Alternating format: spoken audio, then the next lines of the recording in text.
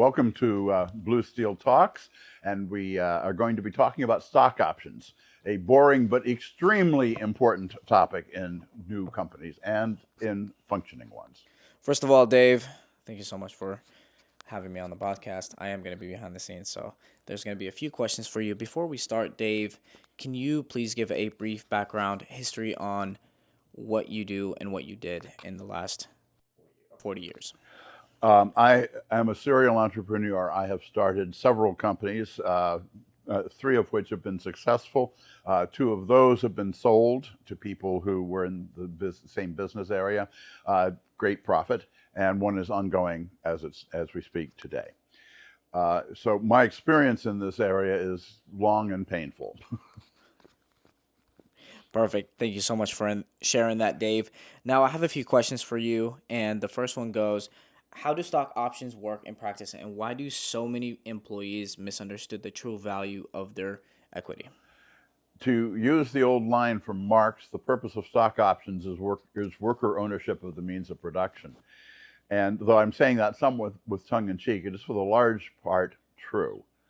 The purpose of stock options is to incentivize employees to stay with the company and to work hard and to do a good job for the company, because there's two upsides that a company has. It makes money, and when it is sold, it brings in a lot of money.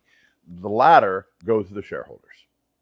And if the employees are shareholders, that's so much the better for them. They misunderstand several things. One of the things they misunderstand is the difference between a stock option and a share of stock. And the answer is, a stock option is the ability, but not the requirement, to purchase the share of stock at some future date. And companies do that because they give the options to their employees, but they don't have to charge them anything at that point, only when they buy them. And those will vest over a period of time. They are important to the employees because they are showing future worth. They're not showing present worth. They can't vote. They're not getting any money from distributions like dividends and things like that. That only occurs to people who actually own the stock. But it is the promise of future equity that they often misunderstand. I want to share with you something that I've been working on for a long time that is very important to me, and that is a Discord channel for business. On it, there will be a lot of free information, but also access to me. So you can have the ability to ask me questions, and I can respond to your particular problems and difficulties, and also help you get started. I'm really looking forward to being able to interact with you individually on there. I look forward to seeing everybody on there, and I will be waiting for you. Now, let's get back to our video. What are the most common mistakes startups make when structuring employee stock option plan? And how can they be avoided? Well, I can certainly vouch for them because I probably made all of them at one time or another. The first problem that people make is they think that everybody who's in the founding group should get the same amount of stock. This is ridiculous because people certainly don't bring the same amount to the company. So that's mistake number one, is they tend to try to make everybody equal. Don't do that.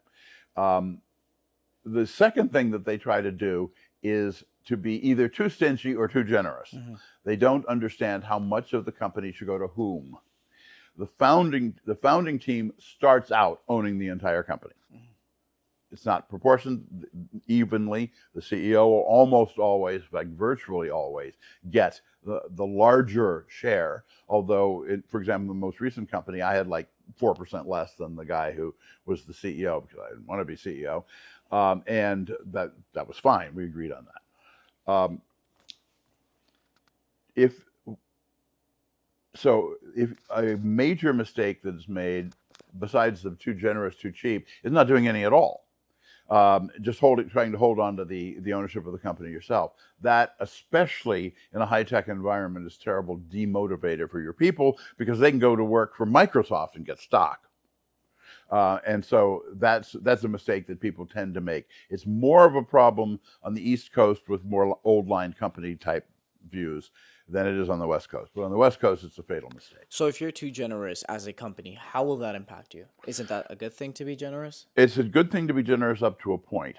One, you will wind up with, over time, you will wind up with too many shareholders that many of whom are not there anymore. And so now you have to deal with all of this. Well, the problem is when you get too many shareholders, there's all sorts of legal requirements that come in, and you've got difficulties because of that. In terms of the amount, it is traditional that around 15% of the company is set aside for non-executive employees. Non-executive means not the CEO and the people who are, CFO, CIO, those sorts of level. That is about 15%, and it's different depending upon what the job is. I mean, a senior engineer gets more stock than an engineer, for example. So if you give out too much stock, you won't have any left to give to the next generation, because there will be a next generation if the company is successful, or to continue to motivate somebody. If you give them all the stock up front that you're ever going to give them, you can't give them more stock. So eventually they're going to vest all that stock, meaning I'll get to vesting in a minute. Well, you're going to vest all that stock. Now you have no motivation. They could leave right then and get everything they're going to get from the company. You don't want that to happen. You want this to be a hook that holds on to them. That's the point of it.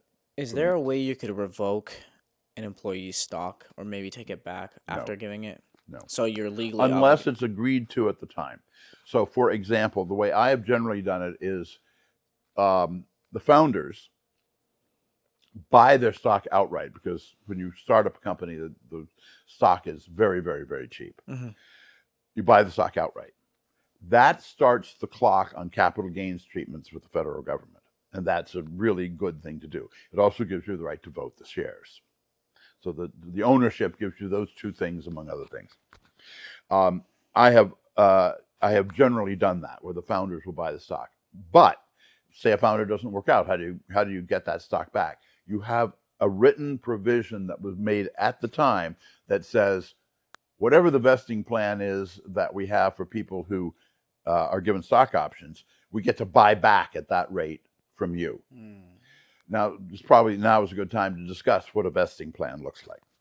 You don't want someone to be given the stock up front and have no recourse.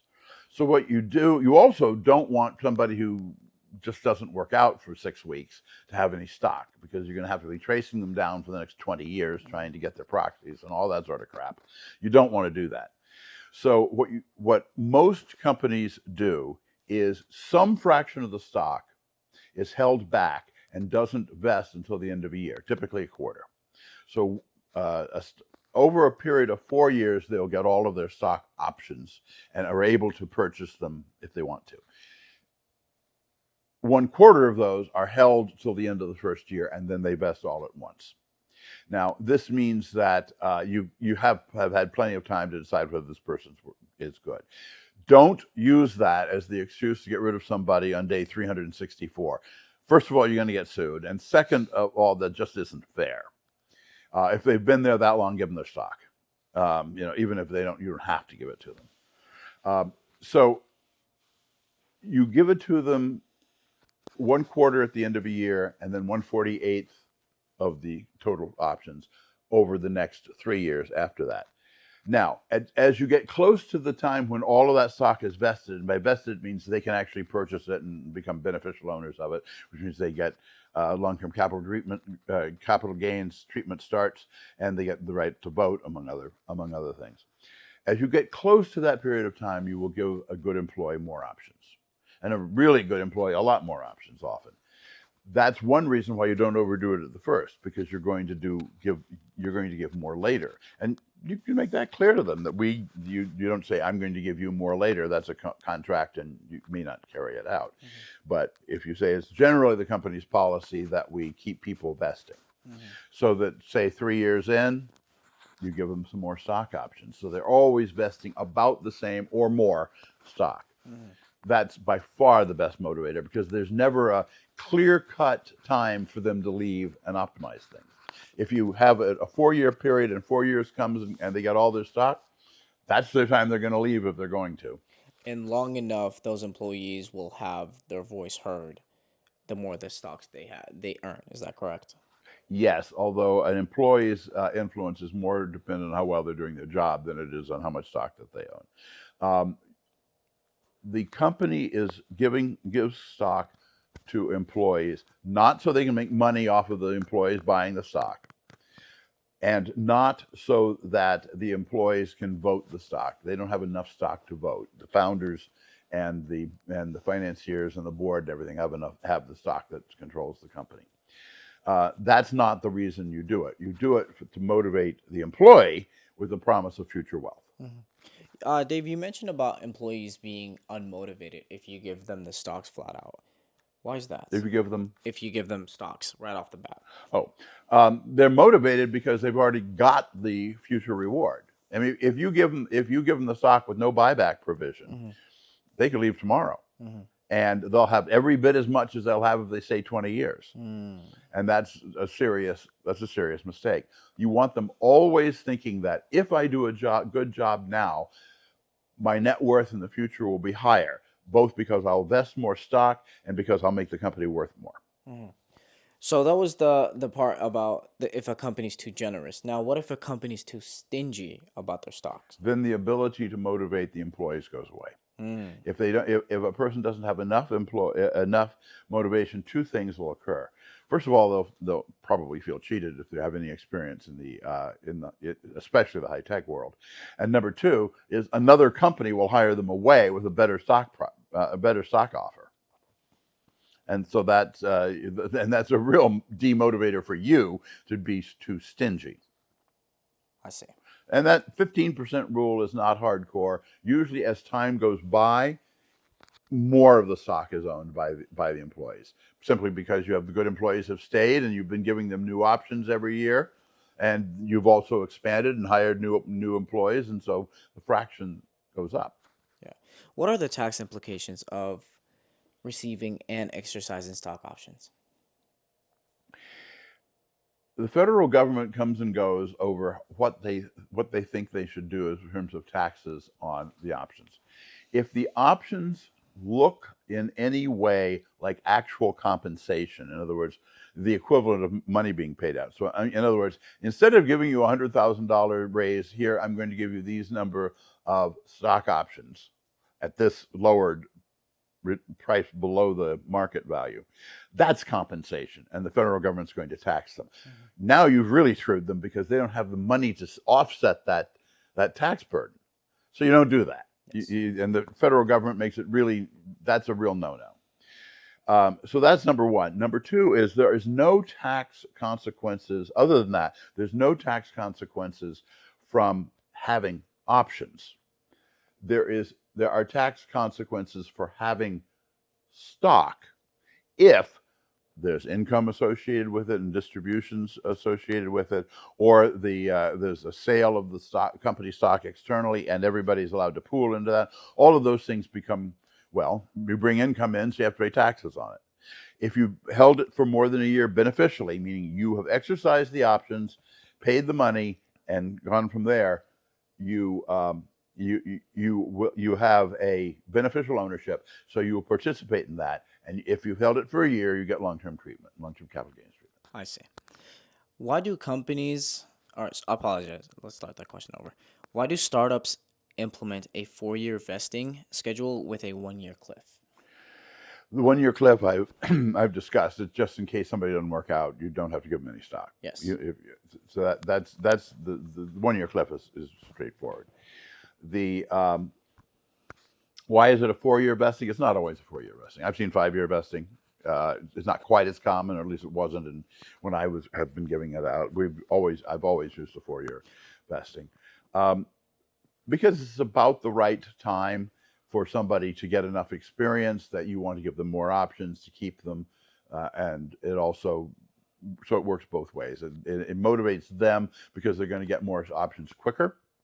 But it's also good. It's also good for the company because things are happening on a relatively rapid basis. Understood. Now this all sounds all glue. It all sounds wonderful. Is there a dark side to it, Dave? Is there a way where companies can get in a sense, screwed over by being too generous or by being too stingy or by not understanding how to vest properly and how to do stock options and correctly? Is there a way a company could fail Of, potentially? of course of course there is. You can screw up everything. Um, but the government has, for the most part, put regulations in place into the way that options are handled and the way that the purchase of options is handling investing and all of that sort of thing, that it makes it less likely. There's one place where companies have made mistakes, and and you have to be very careful with this one. It is not the purpose of sale of options to buy stock. Mm-hmm. When that money that comes into the company, you're not financing the company. That's not there to finance the company. So that stock is sold at a significantly reduced amount of money compared to the equal number of shares of stock that the investors get. Everybody agrees with this because you're not trying to finance the company on the backs of the employees. On the other hand, if it's too low, remember I said it sounds like compensation. Mm-hmm. It now is looking like the difference between the fair market value and what you gave it to is compensation, and they have to pay taxes on it, and that's a really bad thing. Yes. So you really want them to have some relationship between what the investors got, is assuming you actually raised money, and what the option price of the stock is. 10 times is about right. I've seen it at up to 13 or 14 times. I've seen it at a fourth. But somewhere in the range of a tenth is where most people try to go. It's a safe harbor. The government will let you get away with it. Perfect. Now, Dave, this all sounds like it can get really complicated very quickly if you don't know what you're doing. Mm-hmm. So my question is, how can I learn about this as a young entrepreneur that just started into business? Do I need to go to college to learn this? Do I Now, there are need... books and articles that can do it. And besides, if you have a decent controller or moderately senior person in your finance department, they will know it, and you trust them. Perfect. Yeah, So hire somebody that you're knows going to hire what they're somebody who doing knows how to handle with it, a good track record. or you can hire a lawyer that does. Perfect. And your lawyer will know. Your lawyer will draw up your stock option plan, or you and your lawyer, depending on how experienced you are, will draw up your stock option plan. The board of directors approves the stock option plan, so everybody has looked at this thing before it goes into effect. Perfect. Well, thank you so much, Dave, for telling me about stock options. They're very important, and they're very boring, except when somebody gets screwed or when somebody gets a lot of money coming in. Before we end this, I have to ask you, have you ever seen somebody get screwed? I have seen companies attempt to get rid of people right before the 1 year vesting, too close to the 1 year vesting. I've seen that. I have seen errors where there was not an adjustment in the stock option price when the investors were paying more. So now you got away from that 10 times thing, and we had to do corrections on those options. We made that mistake. It wasn't a serious one. There were no tax consequences because we fixed it very quickly. But yes, I've seen those kinds of mistakes. I mean, there's always the usual, you don't file the plan properly and all that sort of stuff. I've never run into that problem because it's not that hard to get it right. Tax mistakes can be very expensive. Tax mistakes can be very expensive, and the one you really want to avoid with the employees is compensation for which there's no offsetting actual income. So in other words, that they have to pay taxes on something they're not getting any money to pay taxes with. Yes. That's a real bad one, because now you're really screwing over the employee. So if that mistake was made, made by accident or however, and a certain employee needs to pay those taxes, would the company be obligated to pay those taxes for them? It is not obligated to pay those taxes for them, but any decent company would. Because it made the mistake. Yes. Yeah, exactly. Perfect. Yeah, they're not required to, but they should. Yes. And that comes from ethics. Yeah, it's just an ethical thing. Alrighty, Dave. Well, thank you so much. Well, thank you all for being here. Please, as usual, like and turn on notifications and subscribe.